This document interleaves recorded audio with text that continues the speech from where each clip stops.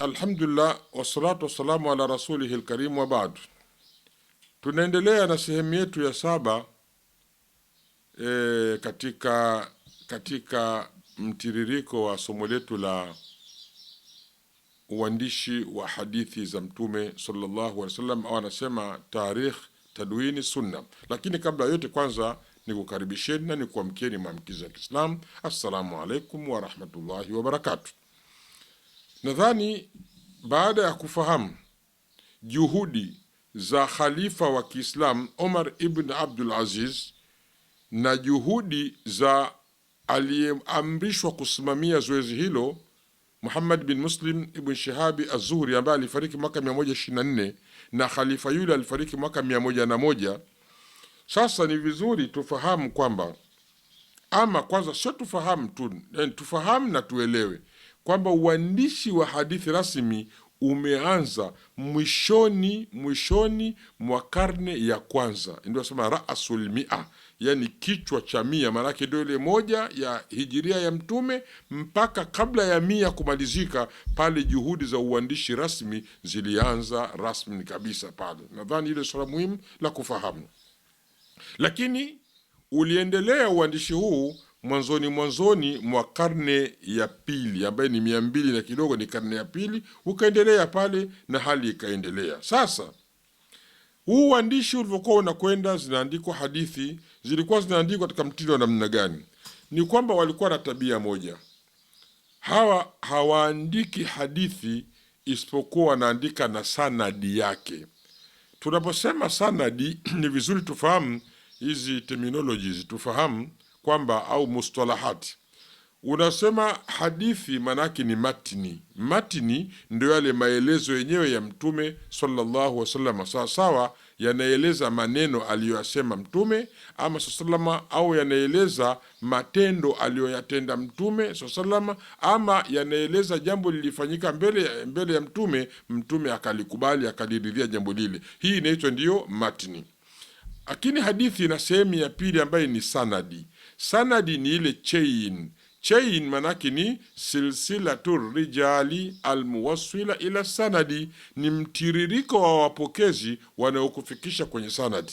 Sio kama habari za leo ama uandishi wa leo watu wanafanya, lakini wanakuwa wanakosea sana. Lakini zamani Waislamu, na ndio wameanzisha jambo hili, walikuwa huwezi ukapokea hadithi na ukaieleza, isipokuwa ni lazima uieleze toka ulisikia kwa nani, shekhe wako alisikia kwa nani, na kwa nani, mpaka inamfika Mtume au sahaba kwa Mtume sallallahu alaihi wasallam, au inafikia kwa sahaba inasimama, au inafikia kwa huyo, wewe ndio chanzo cha habari hiyo. Walikuwa huwezi kuzungumza habari yoyote ile, lazima ueleze uo ulisoma kwa nani na ulisikia kwa nani na zile hali zilikuwepo. Na iko siku tutakuja kuhadithieni, utajuaje kwamba kweli huyu alisoma kwa huyu. Walikuwa na utaratibu maalum ambao walikuwa, kila mnaposoma shekhe anapofundisha hadithi, hazifundishwi hadithi mpaka kuna mtu pembeni anaitwa katibu tibaq.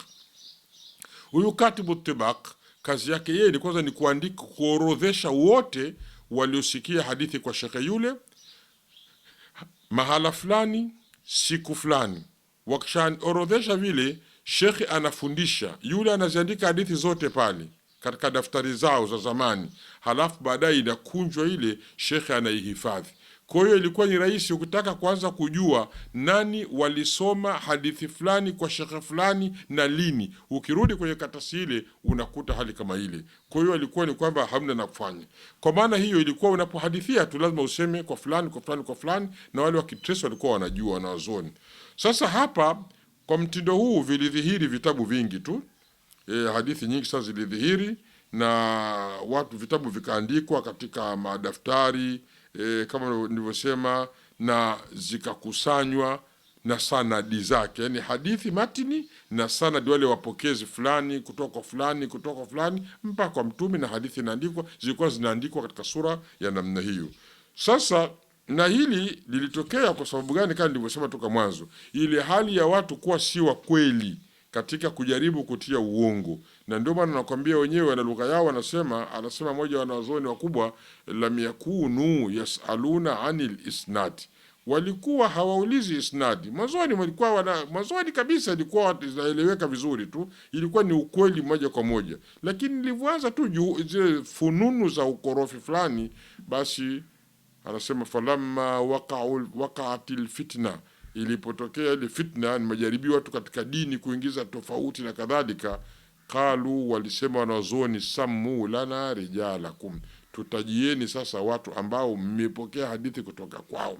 Na vile vile alisema Abdullah bin Mubarak vile vile, al isnadu min ad-din, isnadi yani kusema habari ulizipata wapi, kwa nani, ni katika dini, sababu ni katika kuthibitisha habari. Walaula al-isnadu, na kama si isnad, laqala man shaa ma shaa, angesema anaitaka kile anachokitaka yeye kusema. Lakini ukiambiwa alikwambia nani, anafuatwa yule. Unajua zamani, mazingira zamani, anafuatwa, uongo utabainika tu. Katika hali kama hii sasa, utungaji ukawa umeingia katika sura ya kimchanganyiko. Sasa nikisema sura ya kimchanganyiko, maana yake ni kwamba walikuwa wanakusanya hadithi zile. Ukusanyaji wao huu haukuwa ukusanyaji ule rasmi yani ukusanyaji rasmi wa utaratibu rasmi mwepesi, bali ilikuwa ni ukusanyaji wa hadithi za Mtume zinakusanywa.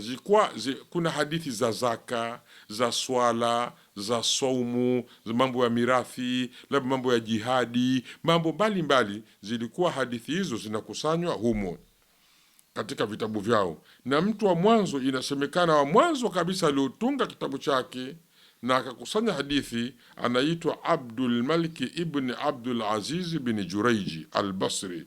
Huyu alifariki mwaka 150, amefia Maka. Na mwingine tena anahitajwa katika waliokusanya hadithi katika kipindi hichi ambazo ni hadithi za mchanganyiko ni Malik ibn Anas. Huyo nani huyu? Ni katika yani imam wa madhhabi ya Malik, ambaye ni Malik bin Anas. Yeye alizaliwa 93 na alifariki mwaka 179 Hijiria. Wengine wanasema Muhammad bin Ishaq, ambaye yeye alifariki mwaka 151 Hijiria, Madina Munawwara. Na Malik alikuwa Madina vile vile.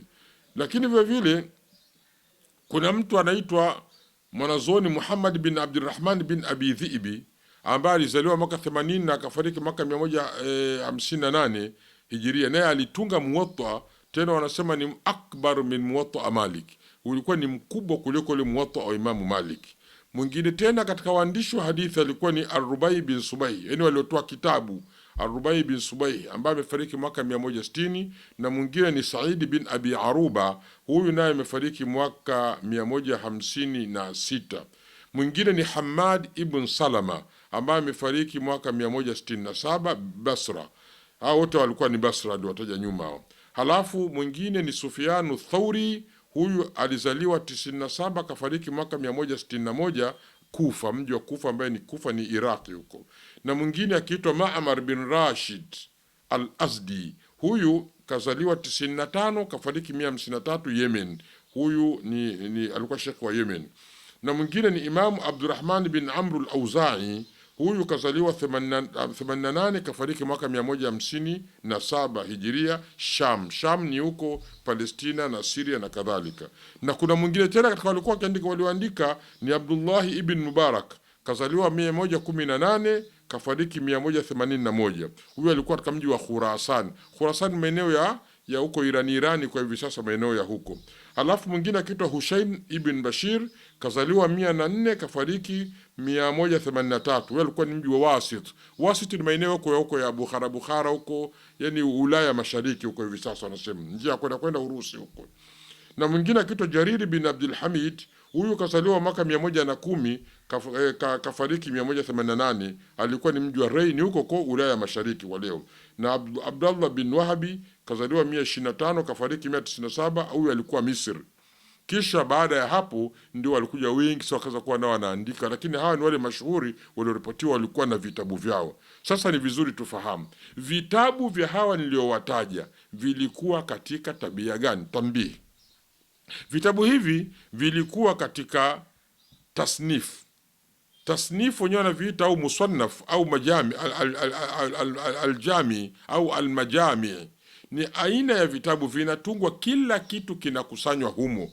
Madhani hadithi ya Mtume inawekwa humo, lakini inakuwa haina utaratibu. Ni tabu kidogo unapotafuta hadithi katika vitabu vile, lakini wao umuhimu wao kwamba wameihifadhi hadithi ya Mtume na wameiandika. Sasa hadithi zinakuwa zinakusanywa pamoja humo, lakini sio humo tu, bali hata kama kauli za maswahaba walisema, na wanaandika pembeni. Kama kuna fatwa ya tabi'i alitoa fatwa fulani, wanaandika pembeni. Kwa hiyo ni vitabu vilikuwa vinakusanya katika uandishi hadithi za Mtume humo, pembeni kidogo wanakuwekea kauli ya swahaba, lakini wenda kuandikia hii ni kauli ya swahaba, halafu na fatwa za matabiri walikuwa wanafanya namna hiyo. Sasa vitabu vyao hivi vilikuwa vinaitwa katika fani ya kihadithi, wanasema ni almusannafat, au wasema almusannaf, au unasema aljami. Na ushahidi, angalia kitabu cha Imam Malik, hadithi za Imam Malik Muwatta, angalia tu Muwatta jinsi ilivyo, utakuta na hadithi mle, lakini kuna fiqhi kidogo iko mle, na kuna kadhaa huyu Imamu Malik. Jambo lingine tena ni kwamba tufahamu, nadhani na hilo nishalisema, kwamba hivi vitabu vilikuwa vimekusanya hadithi za Mtume, fatwa za maswahaba na matabiina, na dalili kubwa sana nimesema, angalieni Muwatta Malik ni kama mfano. Na kuna kitabu cha Musannaf ulikuwa ni mkubwa zaidi, ulikuwa ni Musannaf wa Abdurrazaqi As-Sanani, mtu wa Yemen huyu. Baada ya hapo sasa ndio zikaja zama ambazo zinazofuatia. Zama zinazofuatia ni zama ambazo ni vizuri sasa nitazieleza sasa peke yake, zama hizo na zilizofuatia kidogo, mpaka kufikia sasa hivi vitabu ambavyo tulivyokuwa navyo. Lakini mpaka sasa nataka nifahamu kwamba mfahamu walivyoandika hadithi na walivyoziandika hadithi, na wale walioandika mwanzo mashuhuri nimekutajieni na miaka yao ya kuzaliwa na kufa au ya kufa, na nimekutajieni vitabu vyao au uandishi wao ulikuwa unaitwa nini. Ni vizuri Muislamu kitu hicho ukifahamu. Na kwa nini vikaitwa musannaf au majami? Ni vitabu ambavyo vimekusanya hadithi na fatwa za maswahaba na za matabiina na vivile sherehe na kadhalika. Hizo ndizo zinaitwa vitabu vya masannif ambavyo vikusanywa katika zama hizi. Sasa tutakwenda katika zama iliyokwenda ambayo itakuwa ni somo letu somo la nane au la 9 leo hii inshallah. Niishi hapo, lakini bado niendelee kukuomba, ni muhimu sana kusubscribe, kushare, ili mradi kila wakati zikitoka taaluma kama hizi ziweze kufikia katika hali ya urahisi kutoka Wanazuoni Online TV.